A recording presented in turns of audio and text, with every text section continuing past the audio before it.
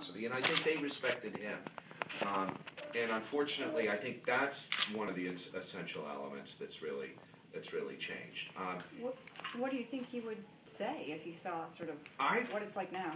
I think that he wouldn't stop trying to find common ground. I mean, you know, I think it would upset him, for example, you know, when Senator John McCain was running, or many of the Republicans are running for re-election in their own seats. They, you know, the attack ads call on reminded this is the person who worked with Senator Kennedy to pass immigration reform, and that's their negative attack ad. It's really too bad because I think most people, if you ask them, want their legislators to go work with, you know, to cross the aisle and forge these compromises.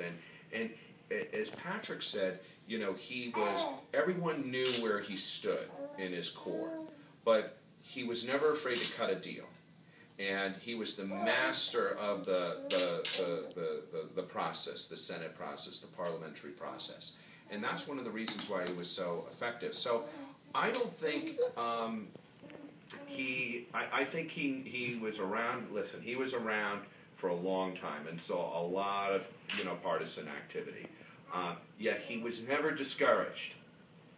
He never said, oh, well, it was so wonderful in the 60s when he was in the 70s, or how wonderful it was in the 70s when he was in the 80s. And he was in the minority under Ronald Reagan, and he accomplished some of his most significant legislative victories as a minority, as a member of the minority party during that time. So I think we all can learn a lot from his example. And so really, you know, being here is it's a little bittersweet because we miss him, and you know, people always look forward to Ted Kennedy's speech at the convention. Why? Because he reminded everybody why people were Democrats, and he said the same thing.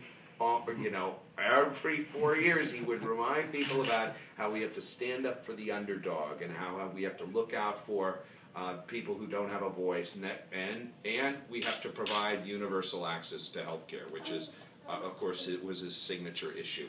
So, and those same issues are just as relevant today as they were back then. So, you know, after Dad died, I was wondering, you know, how it was going to be when people would tell these stories like they did Patrick just now in the elevator, this guy who came in as an immigrant into the United States as a result of my father's work.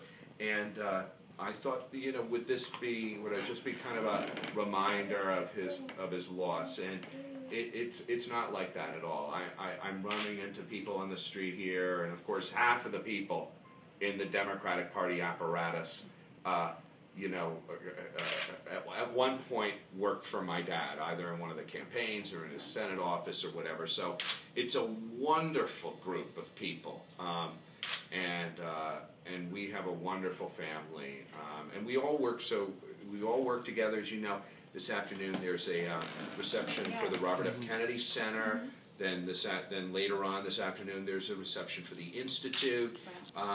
So we feel really connected.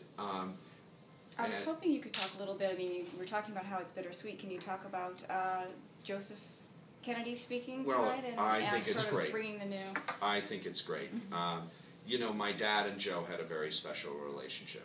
Dad and Matt and Joe together, but he loved Joe, and he always thought he'd make a great public servant. And it's going to be the most significant political event in our family this year is Joe's election to Congress, and I think if everybody turns out. I was going to say, good save there. I used to rough her off. but he's an amazing person, and as I'm sure you're probably covering a number of his so you know, it's great to see, and you know, it's really great to see that. Of course, his father served in Congress too, and you know, despite the polarization and the partisanship and how tough it is to be in public life today, yet you know, there is that calling, and there is, I think, watching my father, seeing the satisfaction that Patrick got out of serving in Congress, that despite all the fundraising calls and the handshaking and all the the media and all that you have to deal with. At the end of the day, there is incredible fulfillment in going into public service. Well, how about you then? You're the lone holdout right now. I thought about it, from time to time. Mm-hmm. I saw that my father, loved his job, and somehow I knew that he would probably die in office. I didn't know whether he would run again or not, but at the end of the day, I knew that he would just go on fight. I couldn't imagine, the retirement word was never in his vocabulary, and he was an incredible model to me. Maybe one day, I don't know.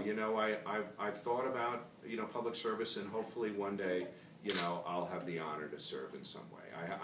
I don't know what that is yet, but hopefully that. We hope it's in Massachusetts anyway. We don't know. I have a long life. My kids are older now. Patrick's now.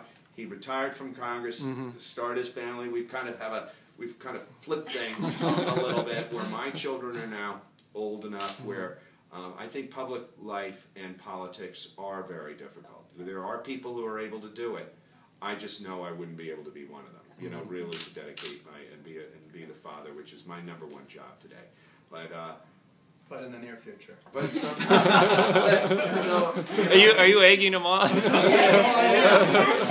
Patrick knows that I have a lot of energy, and I'm a healthcare lawyer and started a company. We provide, I really become providing advisory services to a lot of healthcare companies and whatnot, and so I have an interest. I have tremendous interest in the area of healthcare and in disability law, which is what I've spent a lot of time in. So I'm working now to try to pass. We have a treaty, a UN treaty on the rights of people with disabilities pending, right in the